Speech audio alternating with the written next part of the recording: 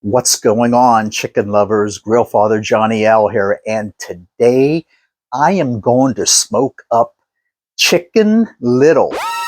No, I can't do that. If I did that, who's going to warn us that the sky is falling? I'm not going to smoke up Chicken Little, but I am going to smoke up a little chicken. And today we are doing Cornish game hens in the smoker. Hey, if you're a first time viewer to my channel, we want to give you a great big Texas North welcome. A Texas North barbecue and griddle is open. Let's get this party started. We are live from my backyard where I am smoking these meat like a brisket. I'm making meat now. Someone asked me, do I smoke meat? That's gonna be delicious. Yeah, if I smoke meat, that's what I'm talking about. Yeah.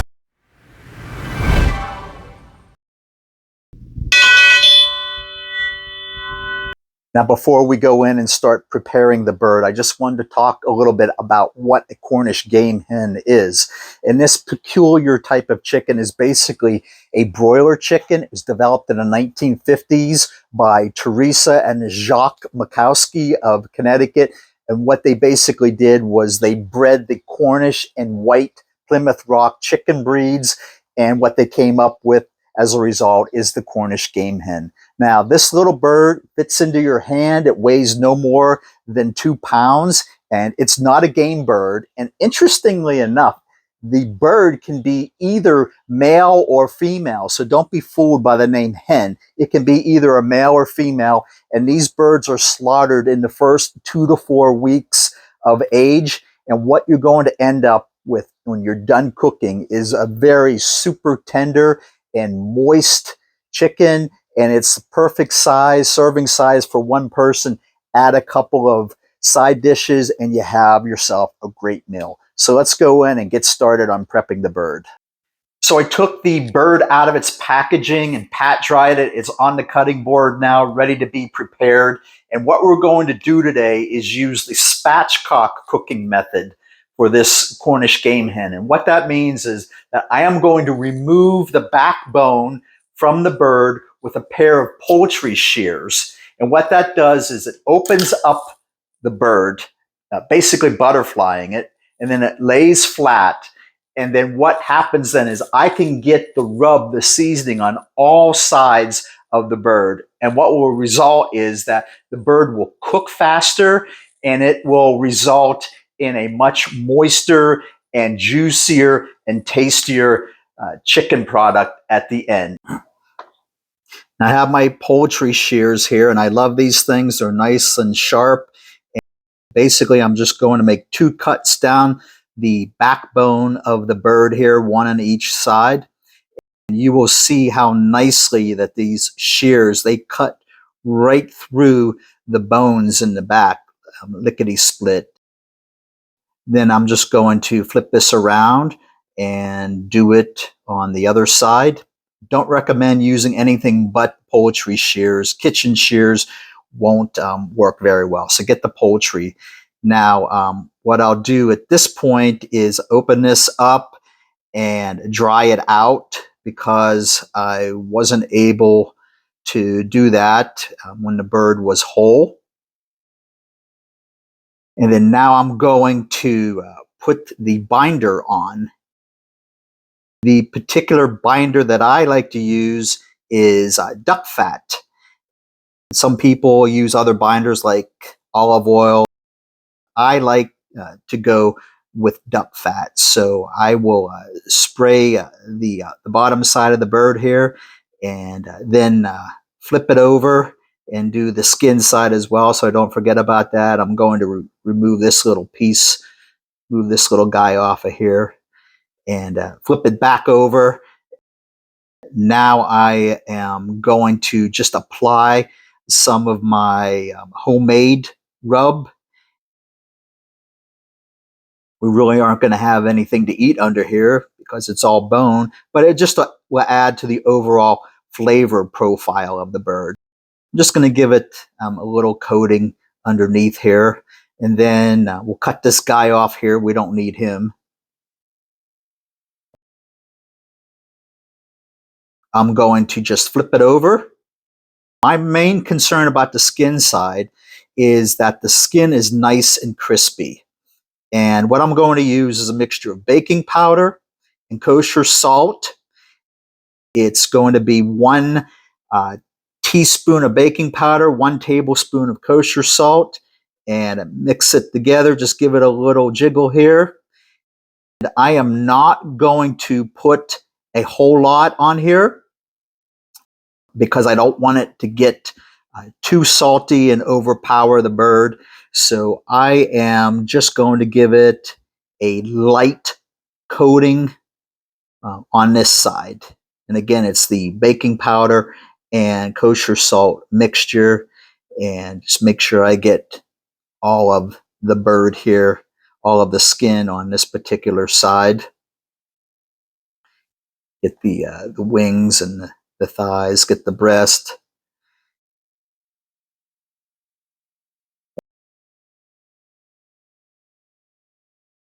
I'm going to then add a little bit of 16 mesh coarse ground black pepper.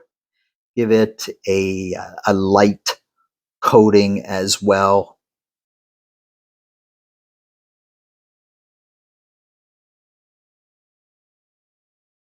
I am going to transfer this to a cooling rack. I cook all my meats in a cooling rack just for ease of transport into and out of the house. I'm going to put this uncovered into the refrigerator overnight to rest. Then we will move on to the actual cook tomorrow. Now, before we put the bird into the smoker, I just want to cover a couple of areas here. And the first is what I call the 4 T's for successful barbecue. And they are taste, tenderness, texture, and the most important T of them all, in my opinion, is technique. We have to get that technique down, because if you mess something up in your technique along the way, then your taste, tenderness, and texture might be impacted as a result. So the 4 T's. And the second thing that I want to go over with, and I think is very important, is managing the cook. And what I use is a sheet just like this, and I will go over this in more detail. This outlines the game plan for my cook, and it just helps me stay on track, reminds me of when I last spritzed or when I changed the wood or whatever it may be.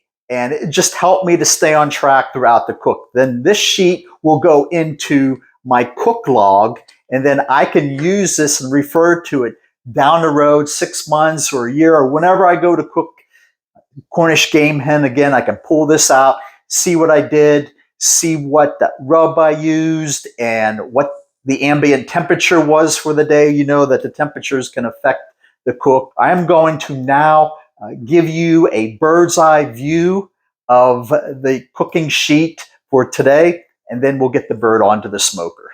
So here's the game plan. We're putting the Cornish Game Hen into the Pit Boss smoker. It is 1.6 pounds. I got one of them at Kroger. It was frozen when I purchased it. The rub, you recall, is the baking powder, kosher salt, all-purpose mixture. We hit it with the duck fat binder, and we're using cherry pellets for today.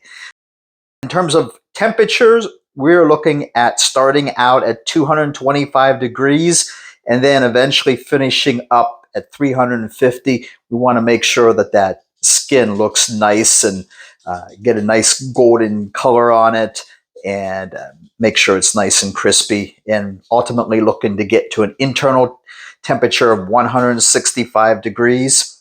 Then we'll record the rest time and down below, and what the weather conditions were for today, and any comments that I can use for the next time.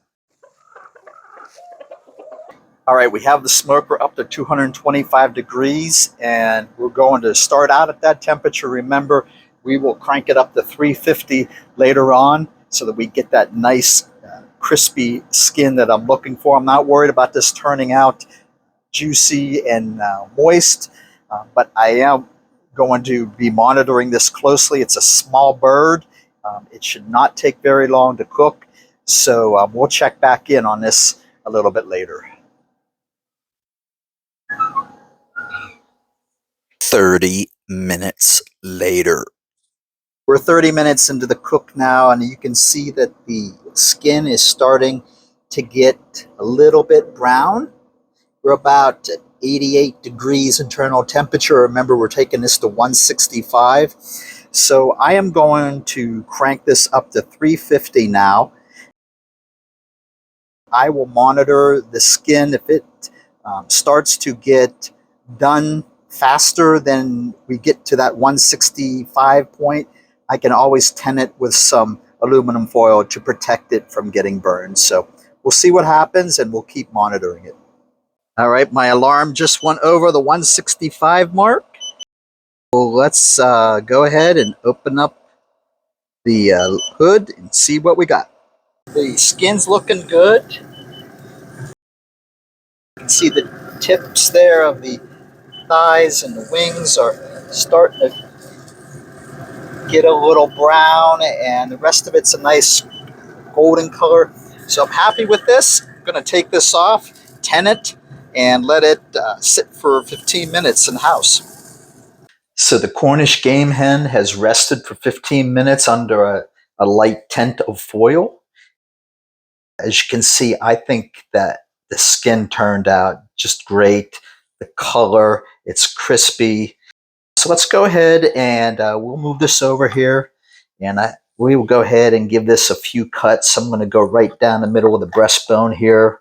And typically with a Cornish Game Hen, I would just eat it just the way it is and just pick off of it as it is whole. But for this particular video, I will go ahead and just separate the parts here, the legs, and some of this will just kind of pull right off. Not much needed there. And you can see that it's turned out very moist. Cut these wings off.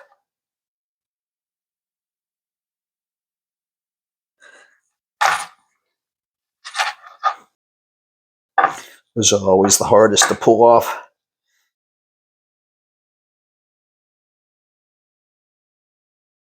That's, again, my favorite part of chicken and turkey is always the skin. Skin is the first to go. I will be back in just a moment with some closing comments. Now, I don't do taste tests on camera because I can't offer you a bite to eat. So I'm not going to eat in front of you. I did my own little taste test off to the side. I was happy with the way that it turned out, the tenderness and the texture and the juiciness of the meat. And the skin was very good as well. I think it all turned out very good.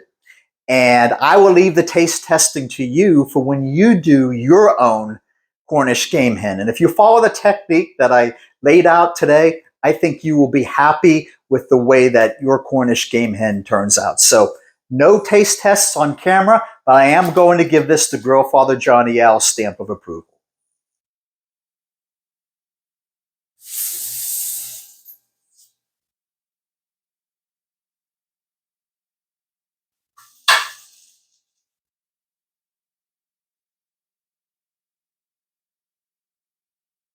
Hey everybody, thanks for stopping by the channel.